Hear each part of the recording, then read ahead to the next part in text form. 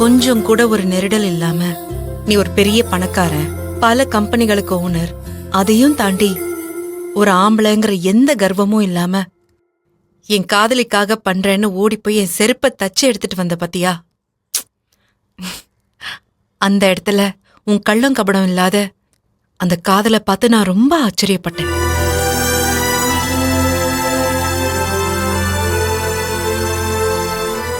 அப்போ உன்னை எனக்கு ரொம்ப ரொம்ப பிடிக்க ஆரம்பிச்சது. அந்த மாதிரி உன்னை பிடிக்கிறதுக்கு ஒரு காரணம் இல்ல, ஒரு 1000 இல்ல 1000க்கும் மேலேயே சொல்லலாம். சரி விடு, நான் சொன்னல, இப்போ அதே மாதிரி நீ சொல்லு.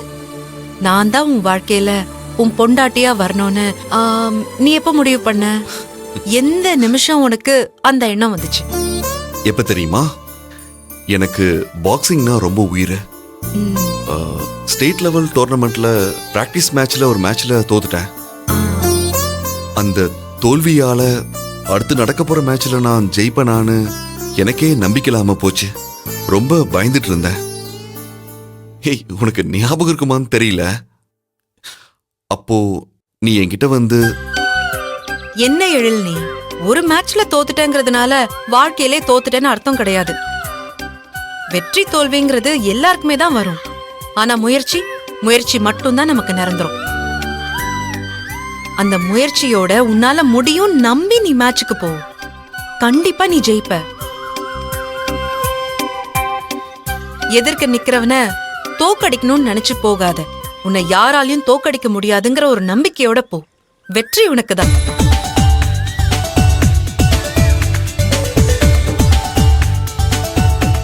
ஏன் எழில் ஜெயிக்கலனா இந்த உலகத்துல வேற யார் ஜெயிப்பா? கமோன் எழில், நீ ஒரு கான்ஃபிடன்ஸோட போ.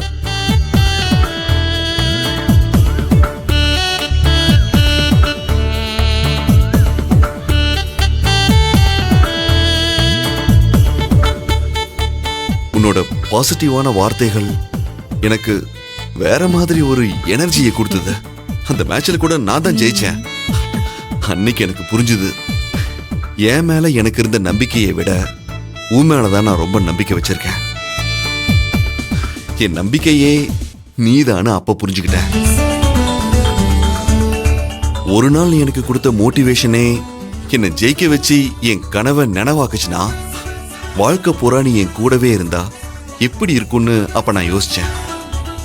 அதுக்கு முன்னாடி இருந்தே உன்னை எனக்கு ரொம்ப பிடிக்கும் தான். உன்னை கெட்டியா பிடிச்சுக்கிட்டு விடவே கூடாதுன்னு தோணுது அந்த ஒரு சிச்சுவேஷன்ல தான்.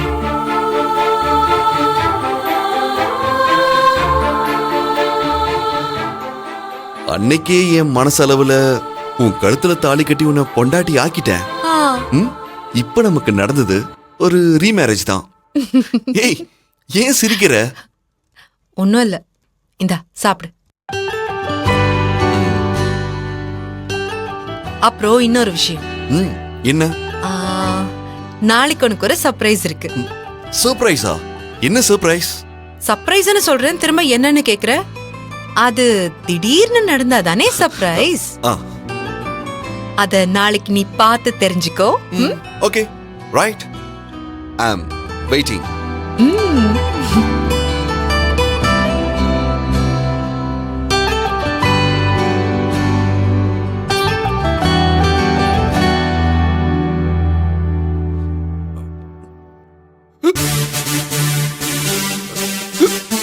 என்னாச்சு? தண்ணி தண்ணி தண்ணி இந்தா. தண்ணி தண்ணி தண்ணி இந்தா இந்தா. குடி குடி குடி, தண்ணி குடி. ஐயோ, ஏன் தண்ணி குடிச்சாலும் நிக்க மாட்டேங்குது? இல்ல, இது தண்ணி குடிச்சாலும் நிக்காது. அதுக்கு வேற ஒண்ணு பண்ணணும்.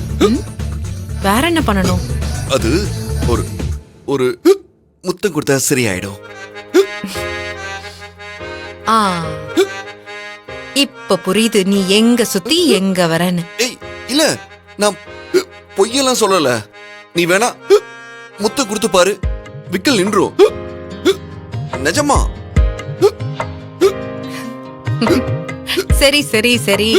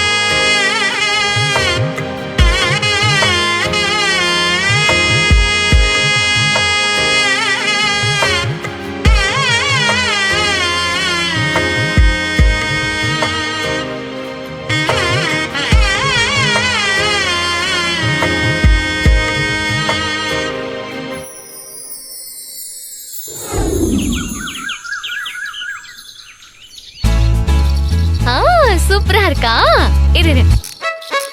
ஆ, ஏய். குடு ஷாலினி, நான் பாத்துக்கிறேன். நீ பெரிய பரவாயில்லக்கா, நான் பண்றேன். விடு. அத்தையும் நீங்களும் மட்டும் எவ்வளவு வேலை செய்வீங்க? என்னால முடிஞ்ச ஹெல்ப் பண்ண பண்றேன். ஐயோ, உங்க அக்கா தங்கச்சி பாசம் தாங்க முடியலையே. ஆமா, பெரும்பாலான குடும்பத்துல மூத்த மருமகளா இளைய மருமகளான்னு சண்டை போட்டுப்பாங்க. ஆனா நீங்க 2 பேரும் ஒட்டி பிறந்த ரெட்டையர்கள் மாதிரி இவ்ளோ பாசமா இருக்கீங்களே, எப்படி?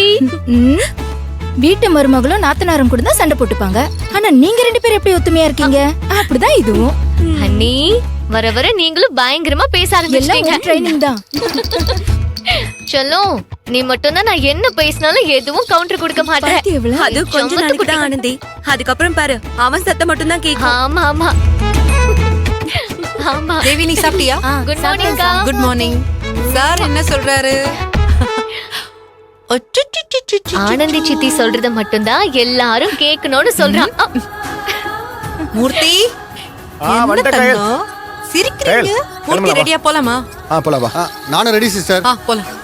நேரா கம்பெனிக்கு போறோம், எல் ப்ரோவை பாக்குறோம், ஆர்டர் தட்டி தூக்குறோம். டேய், நேத்தே நான் சொன்னேன்ல மாப்பிள்ளை டிஸ்டர்ப் பண்ண கூடாதுன்னு. அவரோட ஆபீஸ்க்கு போயிட்டு கொட்டேஷனை மட்டும் கொடுத்துட்டு கேட்டரிங் ஆர்டர் விஷயத்தை பத்தி மட்டும் பேசிட்டு வந்துடலாம்.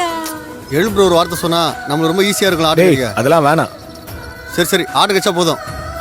அம்மா, அம்மா, அம்மா, அம்மா, நானும் மூர்த்தியும் கேட்டரிங் சம்பந்தமா எழிலோட ஆபீஸ் வரைக்கும் போயிட்டு வந்துடுறோம். சரியா? சீக்கிரம் வந்துடுறோம். போயிட்டு வாங்க. ஆறுமுகம், ஆட்டோ வந்து வெளியே நிக்குது சிஸ்டர், போலாம். என்னாச்சு?